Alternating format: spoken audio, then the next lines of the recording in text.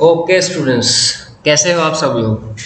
तो आज हम लोग जो है पी ब्लॉक पार्ट वन का दूसरा ग्रुप यानी कि ग्रुप नंबर 14 स्टार्ट करने जा रहे हैं। मेरा 14 ग्रुप के इंट्रोडक्शन के अंदर आज हम लोग सीखेंगे कार्बन फैमिली को फिर से रिवाइज करेंगे और उसकी जो सिंपल सिंपल प्रॉपर्टीज है उसके बारे में भी डिस्कशन करेंगे। बराबर। तो एटॉमिक और फिजिकल प्रॉपर्टीज के बारे में डिस्कशन करना है, लेकिन सबसे पहले आपको क्या करना है कि सबसे पहला पॉइंट आता है इलेक्ट्रॉन कन्फिगरेशन। पहले तो एलिमेंट्स याद होने चाहिए, बराबर, जो तुम्हें याद ही होंगे। तो वीडियो को पूरा देखना है, नोट्स बनाने हैं साथ में, चाहे ये आपके सिलेबस में हो या ना हो, इस साल के रिवाइज सिलेबस के हिसाब से। बराबर है। आप अगर ये नोट्स बनाते हैं तो ये नोट्स जो यहाँ पर लिखे हुए हैं उसमें से काफ़ी सारे क्वेश्चंस जेईई नीट की एग्जाम में सीधे पूछे जाते हैं। बराबर है। तो एक फैक्ट फाइल है जो इन्फॉर्मेशन आपको याद होनी चाहिए और उसी के बेसिस पे हम लोग बेटा आज करने वाले हैं। तो चलिए स्टार्ट करते हैं। सबसे पहले तो इसके एलिमेंट्स, तो काशी गए सब पंजाबी, बराबर, ऐसे भी आप लर्न कर सकते हो, या तो काशी गए संत प्रभु फूल लेकर। फूल एक नया एलिमेंट ऐड किया मैंने, फ्लेवोरियम। बराबर। तो ये जो है एलिमेंट, ये एक नया एलिमेंट ऐड हुआ है। आपको याद रखना है काशी गए संत प्रभु फूल लेकर। बराबर। काशी यानी carbon, silicon, germanium, tin, lead, मेरा और फ्लोरियम। बराबर। तो फ्लेवोरियम जो एलिमेंट है वो बिल्कुल नया एलिमेंट है, कार्बन है, बिल्कुल नंबर 6 पे है, और उसका जो है बेटा इलेक्ट्रॉन कन्फिगरेशन जैसा लिखा हुआ है हीलियम 2s2 2p2। बराबर। सिलिकॉन के अंदर कैसे करेंगे, तो सिलिकॉन है नियॉन 3s2 3p2, और नियॉन 3s2 3p2 जो है तुम्हारा वो इलेक्ट्रॉन कन्फिगरेशन हो जाएगा। मूविंग ऑन द नेक्स्ट, जो यहाँ पर लिखा है कि जर्मेनियम, तो यहाँ से यहाँ का जो है 8 डिफरेंस है, आप देख सकते हो। बराबर।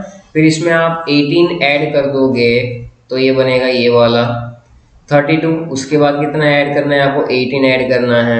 उसके बाद कितना ऐड करना है, 32 ऐड करना है बेटा। उसके बाद भी 32 ऐड करना है। इस तरह से आपको एटॉमिक नंबर याद रखने नहीं पड़ेंगे।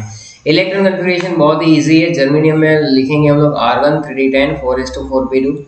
आर्गन के बाद आएगा क्रिप्टॉन, जेनॉन और रेडॉन। 3d10 के बाद 4d10 5s2 5p2।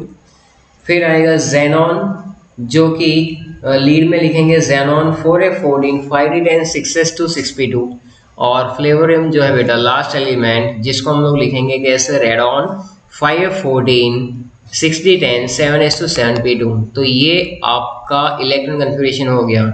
अब अकरेंस के बारे में सुनते जाओ। अकरेंस जो है लिखा हुआ है, लेकिन मैं आपको मुंह जुबानी लर्न करवा दूंगा यहाँ पर। तो सबसे पहली बात कि कार्बन जो होता है 17 most abundant element of the earth crust by weight जो हमें मिलता है, वो अपने नेटिव फॉर्म में कौन कौन से फॉर्म में मिलता है, तो कोल होता है, ग्रेफाइट होता है, फ्लोरीन, डायमंड, ये सारे जो है वो एलोट्रोपिक फॉर्म में, नेटिव फॉर्म में मिलता है बेटा। कंबाइंड स्टेट के अंदर कार्बन कैसे मिलता है, तो कार्बोनेट्स के फॉर्म में मिलेगा, जैसे कि N2O3।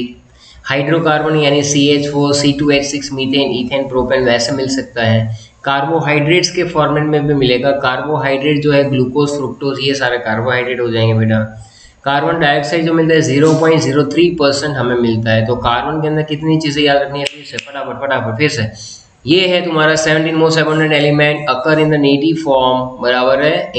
नेटिव फॉर्म में याद रखना है कोल, या तो फ्लोरीन, या तो ग्रेफाइट, या तो डायमंड। इन कंबाइंड स्टेट के अंदर हो जाएगा कार्बोनेट के फॉर्म में हो जाएगा ये। बराबर। बाइकार्बोनेट भी बोल सकते हो, हाइड्रोकार्बन बोल सकते हो, कार्बोहाइड्रेट बोल सकते हो। CO2 होता है 0.03%। बराबर है। इसके दो आइसोटोप है बेटा, वैसे 3 आइसोटोप है लेकिन 2 मेन है, 12C एंड 13C। 14C जो है वो हमारा रेडियो एक्टिव आइसोटोप होता है।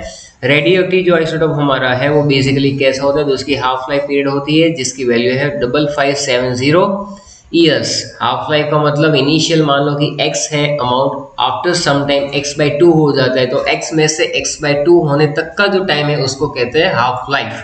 बराबर है। Radio active element use in radio carbon dating method, जो आप बाद में सीखोगे। अगर आपने सुना हो कि कोई भी ट्रीज जो है, ट्री उसकी एज कैसे पता करते हैं, तो ये मेथड वहां पर भी आएगा बेटा।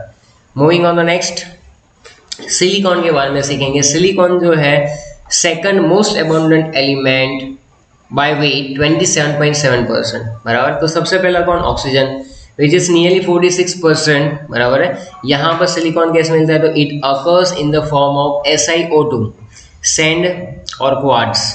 बराबर है। वो सिलिकेट्स के फॉर्म में भी मिलता है, क्ले के फॉर्म में भी ये मिलेगा, ये याद रखना है, ये बहुत ही इंपॉर्टेंट इन्फॉर्मेशन है, इसमें से क्वेश्चंस आते हैं। सिलिकेट्स क्लेस के बाद आएगा जर्मेनियम। जर्मेनियम कैसे मिलता है? जर्मेनियम ऑकर्स इन ट्रेस, बराबर बहुत ही माइन्यूट प्रोपोर्शन में मिलता है, 1.5 ppm, बराबर है। It is recovered from flue dust arising from roasting of zinc ore. अब रोस्टिंग और कैल्सिनेशन जो है आपने 10th में पढ़ा हुआ है, बराबर। रोस्टिंग और कैल्सिनेशन में क्या करते हैं, कोई भी ओर को हीट करते हैं इन एब्सेंस ऑफ, बराबर है, तो एब्सेंस को कहते हैं कैल्सिनेशन, और अगर स्ट्रांगली हीट करते हैं in the presence of oxygen तो दैट इज रोस्टिंग, बराबर है, ये याद रखना है। It is recovered from the flu dust arising from roasting of zinc ores. Zinc की जो ओर्स है बेटा उसमें आ जाएगा ZnS, बराबर है। दूसरी बात, it is ultra pure form of germanium and silicon are use. अगर अल्ट्रा प्योर फॉर्म अगर आप ऑप्ट इन कर लेते हो कहीं से जर्मेनियम, तो सिलिकॉन का बेटा तो यूज होता है to make the transistors and semiconductor devices. फिर से पढ़ेंगे सिलिकॉन और जर्मेनियम के बारे में, क्या क्या लर्न करना है बेटा। Silicon second most abundant element by weight, that is 27.7%, occurs in SiO2, quartz आ जाएगा और सैंड आ जाएगा। सिलिकेट्स और क्ले के फॉर्म में भी मिलता है। जर्मेनियम कैसे मिलेगा? ट्रेस एलिमेंट मिलेगा 1.5 ppm। मान लो कि आपने ZnS ले लिया, उसको हीट करोगे, उसमें से जो फ्लू डस्ट मिलता है उसमें से ये रिकवर किया जाता है। अल्ट्रा प्योर मैथ ये जो है ना जर्मेनियम और सिलिकॉन, वो बहुत इंपॉर्टेंट है क्योंकि ये यूज होता है कहाँ पर, to make the transistors and semiconductor devices, बराबर है। तो ये चीज़ें हमारे दिमाग में क्लियर होनी चाहिए बेटा कि ये क्या हो रहा है। नेक्स्ट टू दैट कि भाई जर्मेनियम इस कैसा होता है, germanium is transparent to IR light. Germanium use होता है, जर्मेनियम की प्रॉपर्टी है ट्रांसफर टू IR लाइट्स। अगर आपने मी के मोबाइल्स देखे हो MI के, तो उसमें IR ब्लास्टर आता है। जैसे ये मोबाइल है, बराबर है, ये तो OnePlus का है, लेकिन मी के मोबाइल्स के अंदर क्या आता है, यहाँ पर आगे IR ब्लास्टर आता है। और जैसे ही इसको हम लोग ऐसे करेंगे तो ये AC भी स्टार्ट हो जाता है, TV स्टार्ट हो जाता है, तो कंट्रोल कर सकते हैं, बराबर। ये चीज़ आपको याद रखनी है। Germanium is transparent to IR light. It is used for making the prisms, lens and windows in IR spectrometer, बराबर। तो IR स्पेक्ट्रोग्राफी है बेटा इंफ्रारेड, बराबर, उसमें भी ये स्पेक्ट्रोमीटर बनाने की विंडो में यूज होता है। मूविंग ऑन नेक्स्ट कि भाई अगर हम लोग आगे बढ़ेंगे तो आएगा टीन और लीड। 2 ppm मिलता है टीन और लीड मिलता है 13 ppm। तो इट इज रिस्पेक्टिवली, टीन में क्या याद रखना है, SnO2, बराबर, क्या नाम है इसका, कैसीटेराइट, बराबर। दूसरी बात कि टीन जो है ये बेटा मैंने आपको बोला कि आपको ऐसे याद रखना है, SnO2 और कैसीटेराइट इज द नेम। चलो नेक्स्ट टू दैट है लीड। लीड में कौन कौन याद रखना है, एक तो गैलिना, सेलिना नहीं गैलिना, बराबर। सेलिना तो मैं बहुत जल्दी याद आता थी, तो गैलिना दैट इज PBS। हालांकि गैलिना सेलिना के साथ होती है, तो PBS जो है ZnS के साथ पाया जाता है। PB का और जो है ओर्स, किसकी ओर, ये रहे PB के ओर्स, तो उसको कहते हैं एंग्लेसाइट, PbSO4। दूसरा एक मिलता है सेरोसाइट, जिसको कहते हैं PbCO3। C फॉर सेरो, C फॉर CO3। तो तुम्हें याद कैसे रखना है, बहुत ही सिंपल है। सबसे पहला गैलिना गैलिना सेलिना नहीं गैलिना, PBS, उसके बाद आ जाएगा PbSO4, बराबर है। एंगल या तो एंजल याद रखो, एंजलसाइट, बराबर है, और लास्ट में आएगा PbCO3। तो ये तीन है, एक गैलिना, एक PbSO4 को एंग्लेसाइट कहते हैं, और सेरोसाइट। तो ये है हमारे ओस। अब बेटा मैं आपको यहाँ पर लिख के एक्सप्लेन करने वाला हूँ कि कोवैलेंट रेडियाई में क्या क्या चेंजेस होते हैं और क्यों होते हैं। तो चलिए नोटबुक और पेन लेकर पहले से बैठना था, बराबर। और कुछ लोग ऐसे होते हैं कि बोले हमें तो सब याद रह जाता है, तो ऐसा नहीं होता है, नोटबुक लेकर लिखना पड़ता है। कोवैलेंट रेडियाई जो है ना, वो तुम्हें सिंपल सा लॉजिक बताता हूँ बेटा, कि जब हम लोग बेटा लेफ्ट टू राइट जाते हैं पीरियोडिक टेबल के अंदर, लेफ्ट टू राइट जब हम लोग जाएंगे तो एटॉमिक रेडियस जो है वो डिक्रीज होती है। ये सीधा हिसाब है मेरा, ये सीधा हिसाब है कि लेफ्ट टू राइट जाने पे क्या होता है, एटॉमिक रेडियस डिक्रीज होती है। तो यहाँ पर इसलिए मैंने लिखा है कि ग्रुप नंबर 14 की कोवैलेंट रेडियस जो है ग्रुप नंबर 13 से कम है। इसका रीजन क्या है, सबसे पहली बात कि इसके अंदर जो न्यूक्लियर चार्ज है, न्यूक्लियर चार्ज वो बढ़ता है। Z इफेक्टिव लिखेंगे, Z effective will be increases. We can also write that कि लेफ्ट टू राइट जब जाएंगे तो न्यूक्लियर चार्ज इंक्रीज होता है। और electron is added into same energy level, into same energy level, बराबर। इलेक्ट्रॉन उसी एनर्जी लेवल में, उसी एनर्जी शेल में ऐड होगा जिसमें बाकी सब होते हैं। तो it is basically addition of new energy. अब ये तो हमने लिखा कि इसके बाद ग्रुप नंबर 14 और 13 का जो कंपैरिजन है वो, तो यहाँ पर सेम पीरियड है एक तो, बराबर है। लेफ्ट राइट जाएंगे तो पीरियड में कोई वेरिएशन आने वाला नहीं है, तो जेड इफेक्टिव वहां पर बढ़ेगा बेटा, and covalent radius is decreases, बराबर। कोवेलेंट रेडियस जो है यानी कि CR, कोवेलेंट रेडियस जो है वो डिक्रीज होगी।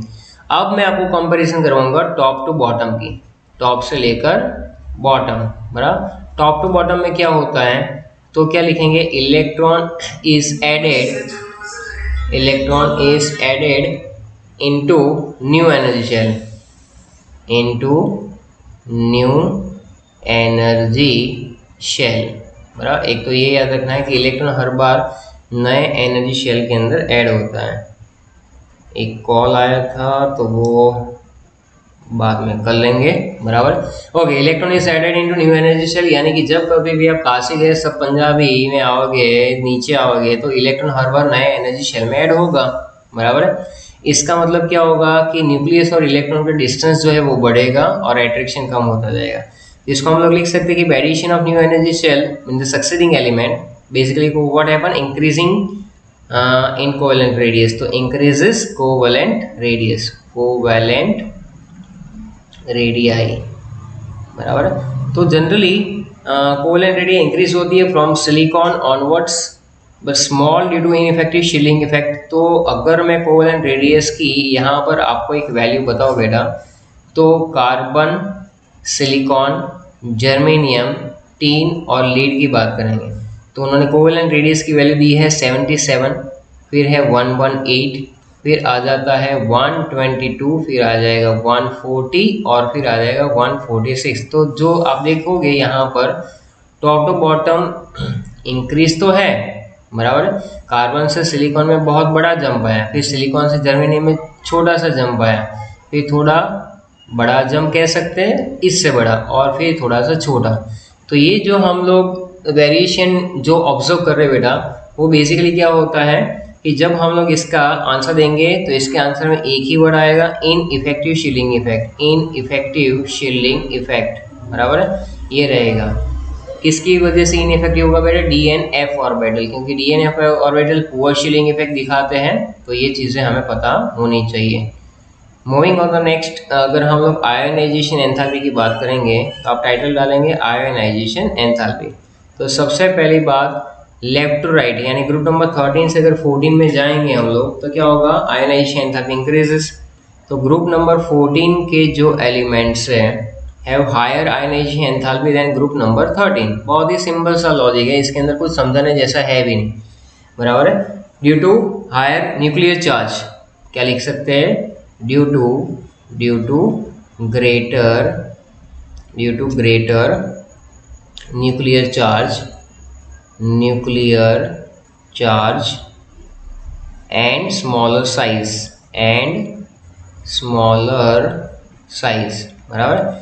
इसकी वजह से होगा क्या बेटा कि जो फर्स्ट आयोनाइजेशन एंथैल्पी है वो बढ़ेगी, स्मॉल साइज होने से होगा कि न्यूक्लियस और इलेक्ट्रॉन के बीच में जो एट्रैक्शन है वो बढ़ेगा, न्यूक्लियस इलेक्ट्रॉन के बीच में क्या होगा, एट्रैक्शन जो है वो इंक्रीज हो जाएगा, बराबर। ये एक रीज़न है। फर्स्ट आयोनाइजेशन एंथैल्पी जो है, बराबर है, वो डिक्रीज हो रही है stately on moving down the group. अगर हम लोग ग्रुप की बात करेंगे, अब हम लोग पर्टिकुलर ग्रुप में आ जाएंगे बेटा, ग्रुप नंबर 14 की बात करेंगे, तो top to bottom ionisation enthalpy जो है वो डिक्रीज होती जाती है। ये एक जनरल टेंडेंसी, इसमें कोई नई बात तो है नहीं। टॉप टू बॉटम इलेक्ट्रॉन हर बार नए शेल में ऐड होगा, तो उसको निकालने के लिए हमें वैल्यू जो है रिपल्सन भी ज्यादा रहेगा, बराबर है। इन शॉर्ट इलेक्ट्रॉन न्यूक्लियस से दूर जा रहा है, तो सिंपल सा जनरल टेंडेंसी बोले तो top to bottom ionisation enthalpy decrease होगी due to increase in atomic size, बराबर है, due to increase in atomic size,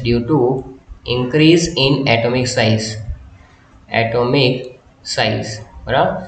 लेकिन हाँ, कहीं ना कहीं पे अगर गड़बड़ है, जैसे कि कार्बन, सिलिकॉन, जर्मेनियम, टीन और लीड की बात कर लेते हैं, तो इसमें फर्स्ट आयोनाइजेशन एंथैल्पी है बेटा 1086, यहाँ पर है 786, यहाँ पर है 761, 3 में इन्होंने दिया है 708, उसके बाद है 715, 715। तो आप देख सकते हैं यहाँ से यहाँ घटा, यहाँ से यहाँ घटा, यहाँ से यहाँ पर भी घटा, लेकिन यहाँ से यहाँ बढ़ा।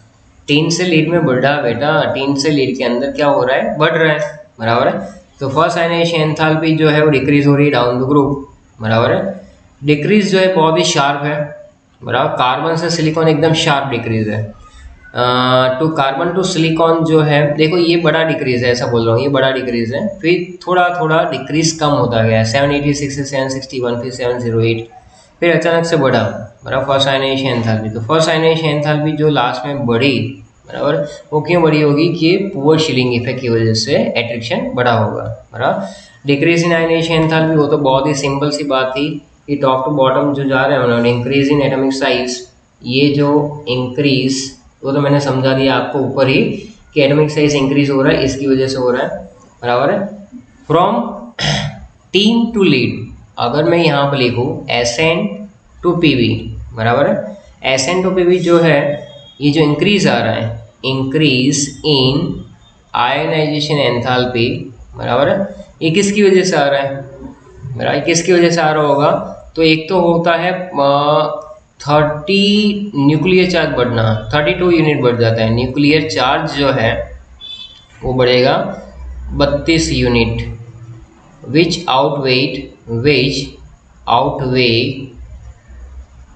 The screening effect of all electrons present in inner shell.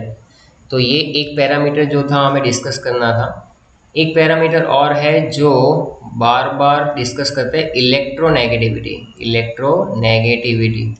अब ये ओरली डिस्कस कर लेता हूँ। लेफ्ट राइट इलेक्ट्रोनेगेटिविटी बढ़ती है तो ग्रुप नंबर 13 की इलेक्ट्रोनेगेटिविटी कम होगी ग्रुप नंबर 14 से। ये सिंपल सा लॉजिक है, इसमें कोई बड़ी बात नहीं है।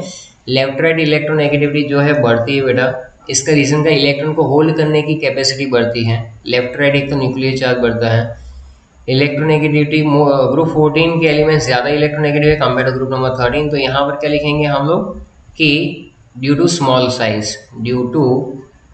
Size of group 14 elements, electronegativity increases, बराबर।